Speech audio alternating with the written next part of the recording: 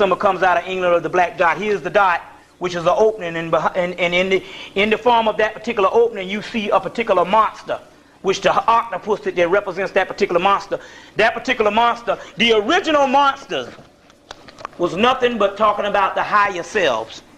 Later on, the Chinese, who had a lot of stuff on the dragon and a lot of things on monsters and different things, they changed it and took them and changed them into, the Japanese basically, changed them into horror stories like gargoyles and Godzilla and all that kind of thing. The original monsters was talking about the other dimension and who your soul outside of the physical body, which does not necessarily look like a monster. We're talking about energy fields here, which is characteristic of energy.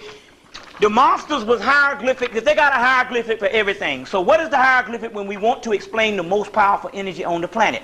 We would make a demon or a beast, 666. We'd make a demon, we'd make a hideous character as a symbol other than the actual character itself. We talk about formulas. The spirit is formulas.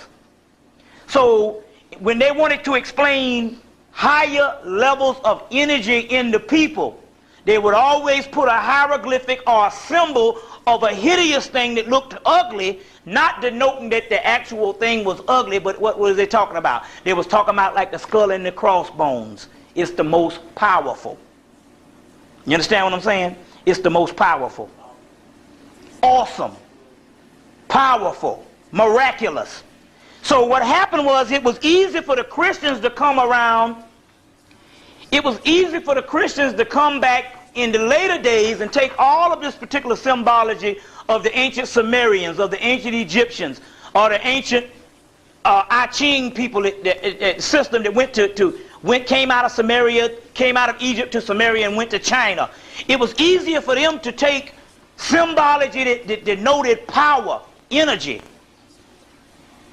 and turn that into stuff that was what you would call satanic or wicked. You see, and this is what we're dealing with and what we got locked into today, which is this famous picture, of a black woman with the third eye. You see the third eye, you see the dreadlocks, and inside of her you see this demon. The demon represents energy. It's not just her spirit doesn't look like this, because the spirit doesn't necessarily have any form. But in explaining the form in ancient times, when they wanted to explain how powerful something was, they always put a monster. You see what I'm saying? Always put a monster, and it's no different than this most ancient symbol of Christ, of Harpocrates, where they put the same monster best. These two particular pictures are one and the same. This is just a modern rendition of the same picture of the monster, which is talking about melanin, chaos. You understand what I'm saying? Chaos, melanin.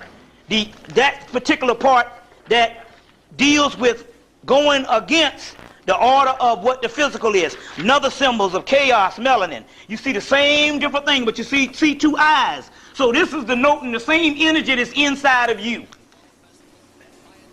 This is this inside of you. So when the Moors brought certain amount of things to Europe, these particular things later on became demonic or satanic. And basically what's happening is the reason why, even in the conscious movement, the reason why we couldn't get further recently is because even our most conscious scholars, not most of the historians, but other people, like parts of the nation, parts of different Hebrew organizations and stuff, they always still refer to an actual living Satan. You see what I'm saying? Something demonic. And basically they still talk against themselves, because nobody really ever talks on the devil. You see what I'm saying? So here you see the black dot, you see the Kundalini energy here, and you see this demon. And this particular demon is the one that is the eater of souls, the eater of spirits. So it's talking about it's your higher self eating, symbolic of eating the conscious, your subconscious destroying the consciousness, because the consciousness is nothing but a film strip going on, a TV special going on that's blocking out your real self. So when the higher self comes in, it eats the consciousness. So now each one of these particular pictures that I just showed talks about the higher self that eats the consciousness. Now, which is talking about the seed of the atom. So even when we're dealing with physics, we're talking about something just as strong as a nuclear bomb. And that's the way it can destroy the world. That's your own energy in you is just as strong as a nuclear bomb. An atomic point, the Hadid point, one small atomic point that brings the atomic point, which brings together as a substance that brings man, God, baby, and angelic spirit, all of that shit together, which is talking about all of the actual elements of the universe together in one small atomic point that we actually have. And the reason why I say, well, why you are so redundant on this, because this is the deal. The deal is we have so many Masonic orders. We have so many so-called people that say they into the mysteries. But the key is to the mystery. There's only one key to the mystery, that ye are gods.